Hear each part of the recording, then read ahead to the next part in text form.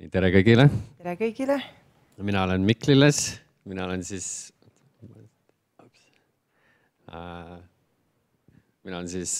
Alpakiitsi tehnoloogiajuht ja kaasasutaja. Minu koos on siin Maarja Männik, kes tutvustab ennast ise. Tutvustan ennast ise. Mina olen siis Alpas sisu ja lokaliseerimise juht ja liitusin Alpaga täpselt 4 aastat tagasi. Ja natuke endast. Mina olen siis vastutan Alpakiitsis arenduse eest. Mul on arendustiimis on meil 3 in-house arendajat, kellega me koos siis igapäevaseid väljakutseid lahendame.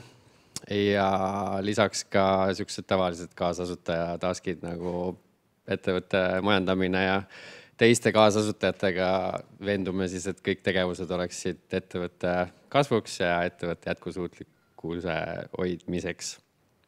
Ja eelnevalt mul on kogemus IT-projekti juhina ja mobiilivaldkonna juhina. Viimane töökoht oli suures meediaettevõttes Express Group, kus ma siis vastutasin mobiilivaldkonna eest. Ja sealt ma sain ka pisiku, et tegeleda edasi mobiili ja just native rakendustega, nagu on ka Alpakiits mängud. Ja olen ka lõpetanud bakalaureuse informaatika eriala. Sa tahad midagi veel öelda enda kohta? Ei.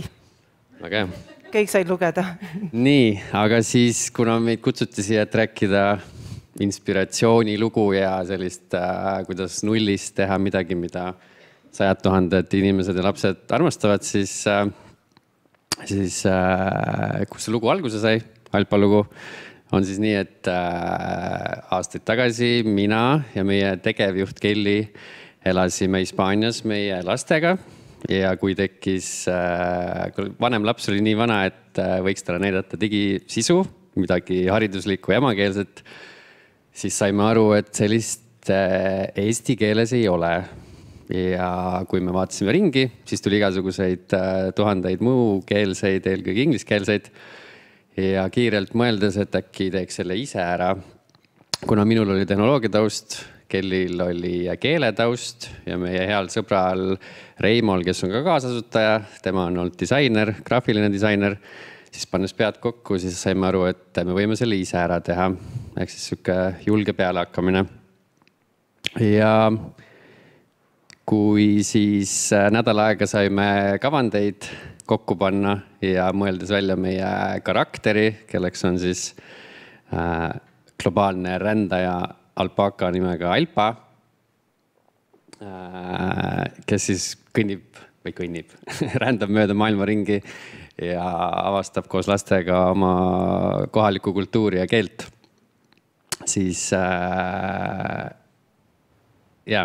oli karakter loodud, leidsime arendaja, käisime kiirendites, käisime mängundusinkubaatoris, käisime Euroopa suurimas hariduskiirendis nimega X-edu ja sealt me saime tuult tiibadesse ja leidsime ka oma esimese rahastuse aastal 2020 lõpupoole ja sealt edasi läksid asjad kiirelt edasi.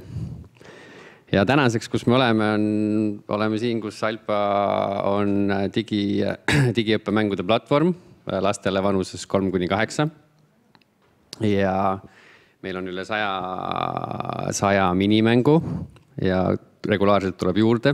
Et meie üks trump on see, et meil on kõik mängud ja kõik sisu on siis kohalikus kultuuris ja kohalikus keeles, mis on siis meie eelis teiste konkurentide ees, kellel ei ole sellist asja. Ja me alati loome sisu koostöös õpetajate ja teadlastega. Ja kõik on õppekava põhine, ehk siis kohaliku õppekava põhine ja õpianalüütika on meil ka, mida siis saavad vanemad ja õpetajad jälgida. Aga numbritest siis kiire kokkuvõte on selline, et me alustasime nagu 2020, esimene eestikeelne toode läks 2020 avalikkuse ette ja 2021 oli meil rahastust, et kasvada kiiremini ja tänaseks päevaks oleme me siis selliselt, et meil on tänaseks juba üle 100 minimängu, turge on meil 9, meie rakendust allalaadimis on tänaseks üle 2 miljoni ja siis kuupõhised aktiivsed kasutajad on umbes 120 000 9 riigi peale. Ja me oleme 15 keeles. 2 miljonit kasutajat, seda ma ütlesin. Ja siis kuna meie toode on selline, mida tihti kasutatakse nii-öelda kohalikud inimesed kasutavad väljaspool, kuna nad elavad välismaal, siis meil on juba kasutajad üle 170 riigis ja haridusasutusi on ka üle 400. Praegu 2 riigis, aga kohe liituvad ka Poola ja Läti. Nii, aga ma annan sõna Maarjale. Aitäh. Ja kuidas me siis selliste suurte numbriteni oleme jõudnud? Et mina räägin nüüd täpsemalt sellest.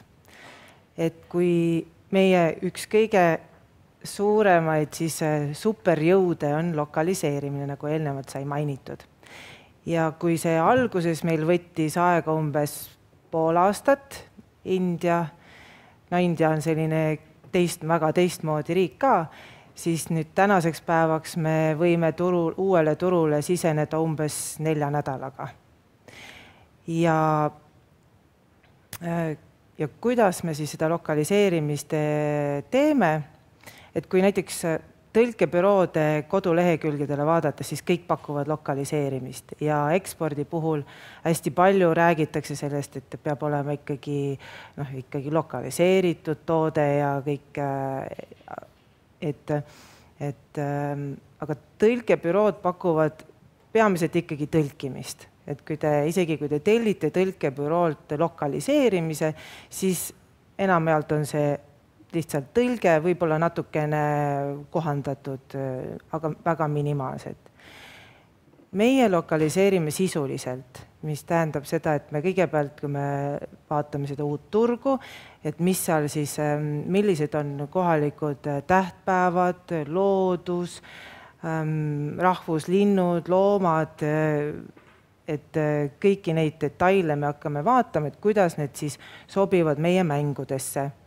Ja see tähendabki siis meie jaoks lokaliseerimist, et me loome sellise rakenduse, mis tundub nagu hästi kohalik, hästi kodune, hästi loomulik.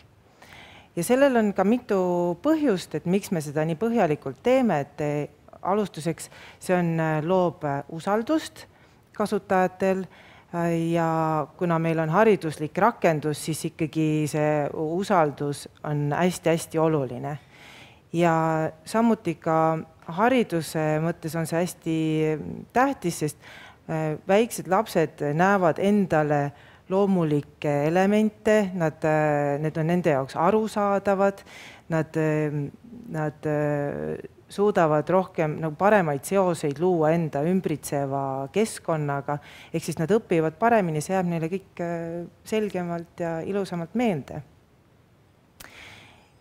Ja me ehitasime oma platvormi juba algusest peale niimoodi, et vaadates välisturule, sellepärast, et meie koduturg on nii tillukene, et siin on lihtsalt keeruline ellu jääda, kui me ainult Eesti jaoks midagi arendame, selle jaoks, et olla siis jätkusuutlik ja luua ka Eesti jaoks paremat toodet, siis me hakkasime kohe alguses vaatama ka juba välisturgudele, et siis toetada ka koduturgu.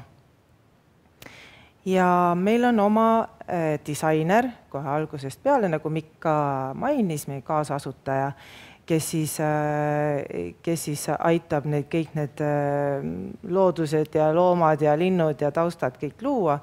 Ja miks me seda näiteks väljastpoolt sisse ei osta, on see, et kui me kogu aeg loome uusi mänge, et selliseid pusletükke paneme kogu aeg juurde, et ta tervikuna näeks ikkagi nagu ilus ja ühtlane ja kvaliteetne välja. Lisaks sellele me kasutame häälnäitlejaid. Et kui kõnesüntesaatorid on juba aina popim teema, et see on hästi-hästi kiiresti arenev valdkond, siis meie jaoks see ikkagi veel ei sobi, sellepärast, et me tegeleme väikeste keeltega ja need kõnesüntesaatorid lihtsalt ei toimi meie väikestes keeltes.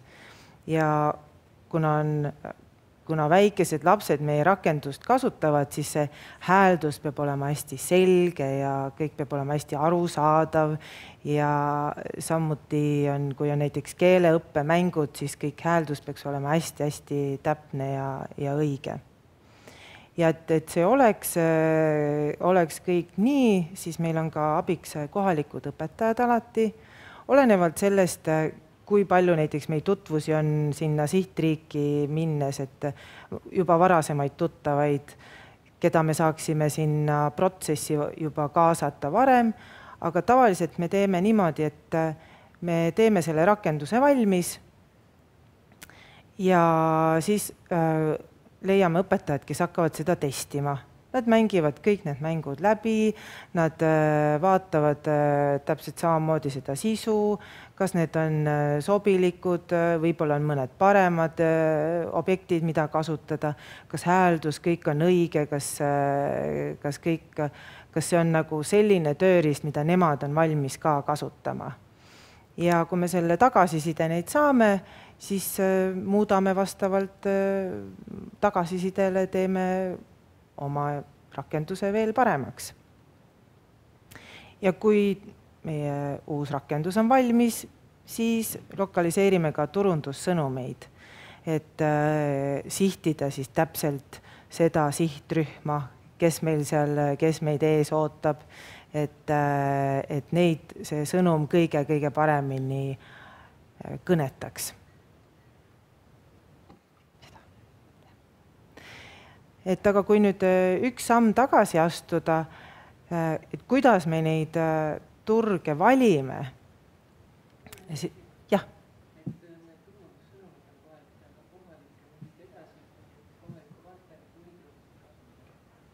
Me oleme alati valmis igasugusteks pakkumisteks, et kui on selline tõsine huviline, kes soovib olla edasimüüja, siis alati on võimalik. Esialgu lähme oma sõnumitega. Jah. Et kui me hakkame nüüd seda turgu valima, mida me siis lokaliseerima hakkame, siis me teeme hästi põhjaliku siis turu-uuringu. Aga näiteks meie kõige esimene eksportturg oli India. Miks küll? See on ju nii kaugel. Aga paberi peal tundus ideaalne variant. Hariduse usku rahvas, väga palju inimesi, ehk siis tohutu suur turg. Siis lisaks kõikidel on mobiiltelefonid ja internetiühendus on ka väga hea. Ja samuti neil oli ka just alushariduses nad hakkasid väga tugevalt propageerima emakeelset haridust, mitte ingliskeelset. Ja samuti COVID-i ajal tuli sealt väga palju pakkumisi, et tulge ka meie turule ja siis me mõtlesime, et muidugi, miks mitte. Aga sinna koha peale lennates selgusid hoopis veel mõned väiksed detailid, mis oli alustuseks maksesüsteem. Maksesüsteem, mida meil üldse ei eksisteerinudki. Nemad kasutasid UPI maksesüsteemi, mis oli selline kiire klikk QR-koodiga, maksad, lähed ära, kõik korras. Subscription tellimused polnud nagu üldse teema. Siis saime aru, et praktiliselt mitte keegi ei müü äpipoodides mitte midagi. Sellepärast, et see eeldab pangakaartide olemasolu, tol ajal isegi krediitkaartide olemasolu, võib-olla neil seda ei olnud. Et edaspidi hakkasime oma turu-uuringuid veel põhjalikumalt tegema. Aga siis me liikusime tagasi Euroopasse, saime aru, et tegelikult on võib-olla isegi nagu natukene lihtsam liikuda oma koduturult niimoodi samm-sammult kaugemale. Läti, Leedu, Poola ja kõik ülejäänud. Aga miks me teeme siis eraldi äpi, et me võime ju teha ka sellise mitmekeelse ühe rakenduse, meil on suured numbrid, 2 miljonit kasutajat, oleme seal äpipoes esimesel kohal, aga kuna me muudame oma sisu nii palju, siis me lihtsalt ei saa seda teha. Ja isegi kui me mõtleks välja, kuidas seda teha, siis ta on nii mahukas, et jälle uued probleemid. Seetõttu me otsustasime, et me teeme iga riigi jaoks oma rakenduse ja siis tegeleme sellega seal turul. Inimesed vaatavad, et see tundub, et väga kohalik, väga meie oma ja meie oleme seal, et me ei presenteeri seal kuidagi, et me oleme Eestist ja nüüd me ütleme, kuidas peaks asjad olema. Siis kui me oleme saanud oma rakenduse sinna äpipoodi ülesse, siis kõige suurem abimees meil turundamise juures ongi Google'i reklaamid. Et need sammad lokaliseeritud sõnumitega reklaamid ja väga täpselt sihitud sihtgrupile, et need on jätkuvalt toimivad meie jaoks kõige paremini. Muidugi soovitatakse ka videosid, öeldakse videod, hästi palju videosid, erinevates suurustes, mõõtmetes, kiiruses, mis iganes. Meie nii agressiivset teed veel ei ole läinud, kuigi mängundusmaailmas on see hästi tüüpiline. Isegi videod sellest, mida sa tegelikult seal äpis pärast ei näe, ikkagi videod.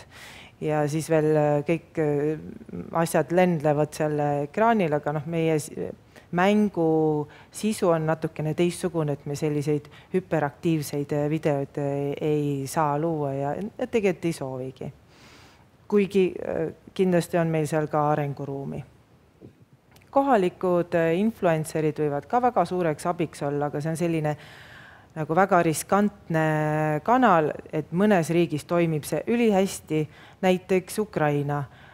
Lapsevanemad on noored, emad on noored, veedavad palju aega sotsiaalmeedias, postitavad ise üksteisele, et seal toimis kanal nii hästi, et me isegi ei pidanud seal ise mitte midagi tegema, sellepärast, et nad ise jagasid omavahel, et olid õpetajad aktiivsed, kes postitasid, logopeedid ja siis lapsevanemad seda nägid.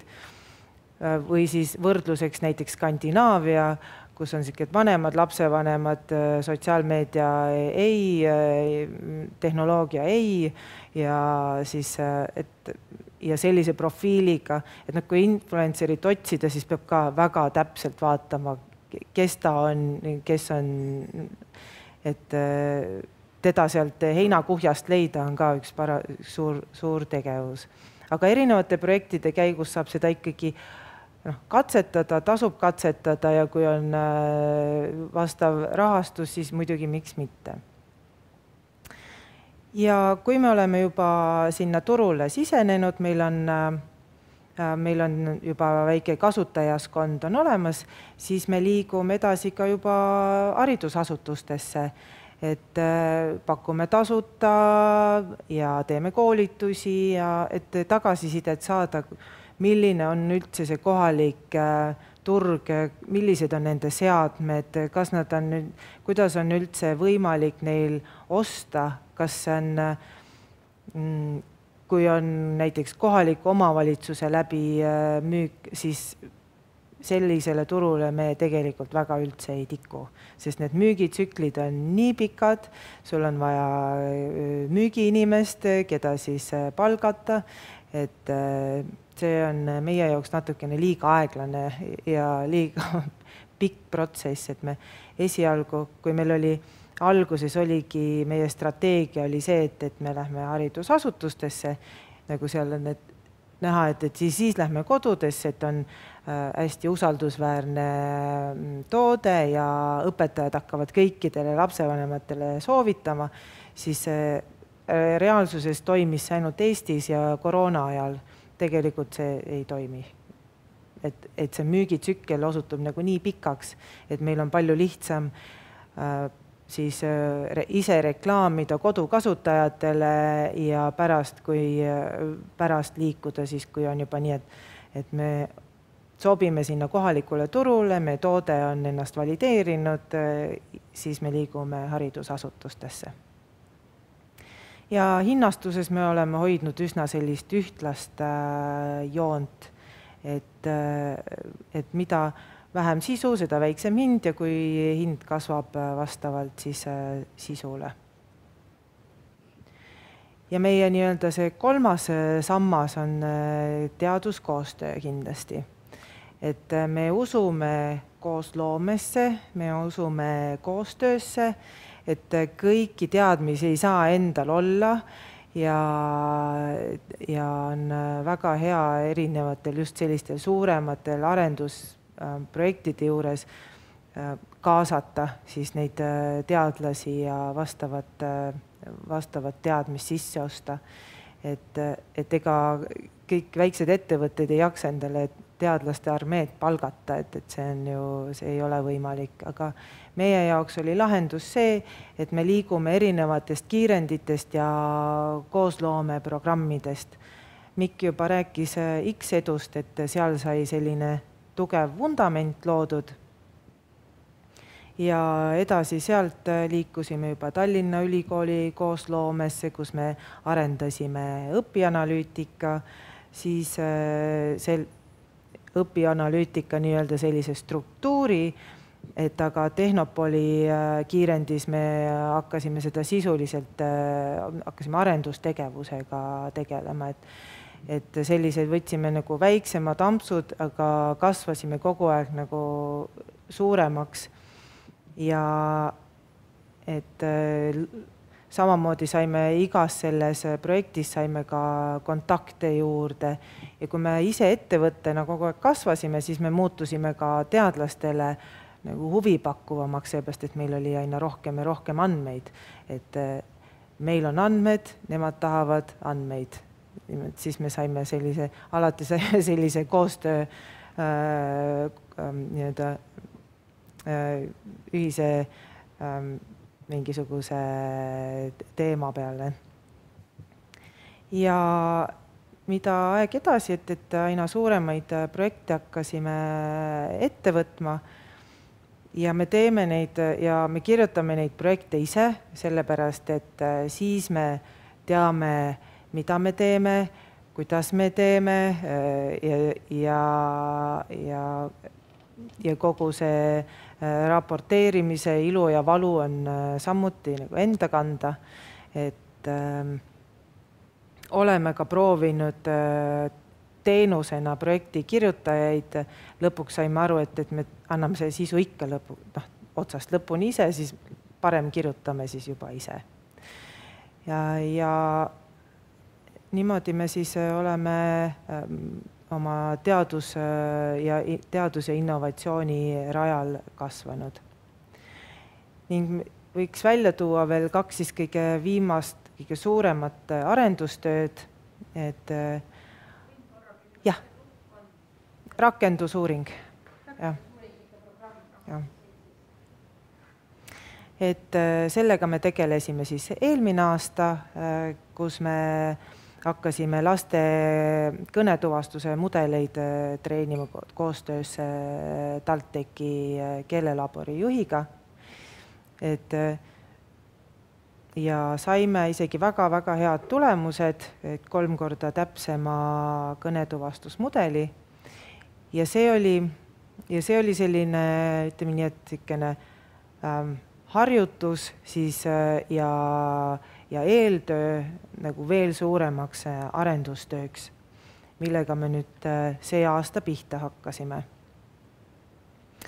Ja jätkame siis oma suure rakendusuuringuga ja eesmärk on lõpuks luua RoboAlpa, kes oskab siis saab meie eestikeelsete laste küsimustest aru ja oskab ka vastata, seepärast, et need vastused on ju kõik igal pool juba olemas.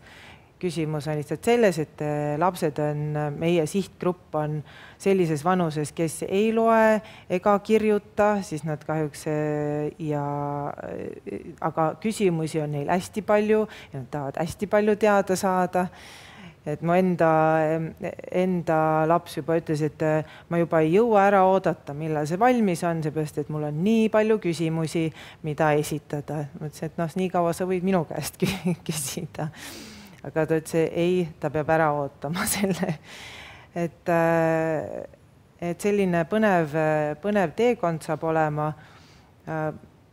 mis on selle rakendusuuringu juures hästi hea, on see, et ega me tegelikult täpselt ei tea, kuhu me välja jõuame. Meil on plaan, meil on erinevad meetodid, strateegiad, kuidas seda kõike teha, aga tegelikult see tulemus on jätkuvalt selline natukene ikkagi ettemääramatu. Aga see ongi selle rakendusuuringu juures üks kõige põnevam osa.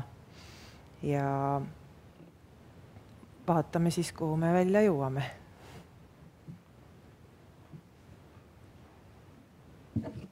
Aitäh!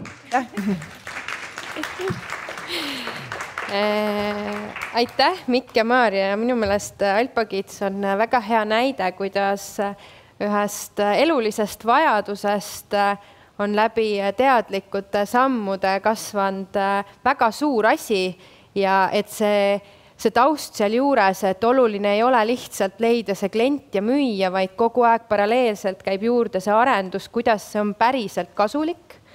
Jah, selles mõttes, et loomulikult kõrvaleesmärk on ikkagi ka müüa, aga müüa asja, mida on päriselt vaja, mis loob päriselt väärtust ja minu meelest see on hästi inspireeriv lugu, kuidas annab teha ühte asja südamega ja müüa siis oma loomingut. Ja me võtame küsimusi. Arle annab kohe mikrofoni. Ja minu nimi on Olga Tehnopolist, kuna Tehnopoi sai mainitud, siis kohe küsimus täpsustas, kas see toode kvalifitseerub tänase päeval meelelahendustarkvara alla või see on ikkagi iduettevõte? Ta on meelelahutustarkvara alla kvalifitseeruv iduettevõte, on õige vastus. Üks ei välista teist ja samamoodi on ta haridustehnoloogia ettevõte. Et see on ka üks vaade, mida vaadata, et ei pea ennast liigitama hästi ühte portsu, vaid tulebki siis silmad laiali hoida, ja see silmad laiali hoidmine on andnud ju ka väga palju erinevaid võimalusi, et see eksporditoetus, mis seal oli, see oli täiesti ilmselt teile kõikidele teada tuntud loomeettevõtete eksporditoetus. Et ma täiesti olen nõus selle, et mitte väga rangetesse raamidesse enda sättimine, sest me oleme ka ETEC Estonia liige ja otsapidi oleme mängunduses ja siis vajadusel võime ka kuskil meediaettevõtete ridadel olla, et lihtsalt selle jaoks, et kasvada, areneda ja kõiki neid võimalusi ära kasutada. Kas on veel saalis küsimusi Mikule, Maarjale?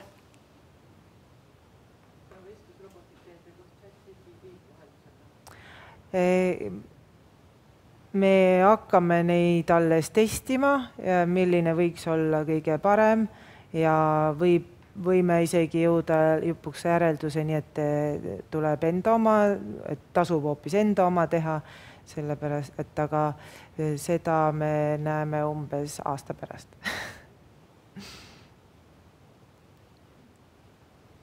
Nii, kas on saalis? Saalis on vaikus. Inspiratsiooni saite palju, aga minul on küll küsimus, et kuna me seda loomemajanduseuuringut ja tegelikult ka seda üritust ikkagi regulaarselt teeme, et kas siis on põhjust järgmine kord veel lavale kutsuda? Loodan küll. Mida me siis näha võiksime? 3,5 aasta pärast. No siis on meil see, mida me praegu teeme, kindlasti valmis ja Euroopa võiks olla ära vallutatud. Ehk siis üks loomemajanduse edulugu, kuidas on kombineeritud erinevad teemad kokku kaasates, siis nagu välja oli toodud disainereid, helivaldkonda, seal on teil nii palju asju põimitud, et üks suur edulugu, siis paneme panused, siis esimesed panused teile, jah? Ühed panused teile. aga ma tänan Mikku ja Maarjat ja Mikku ma luban siit lava pealt ära aga palun, aga ma kutsun lavale tagasi Ksenia ja Heleri, sest et me jätkame paneelaruteluga.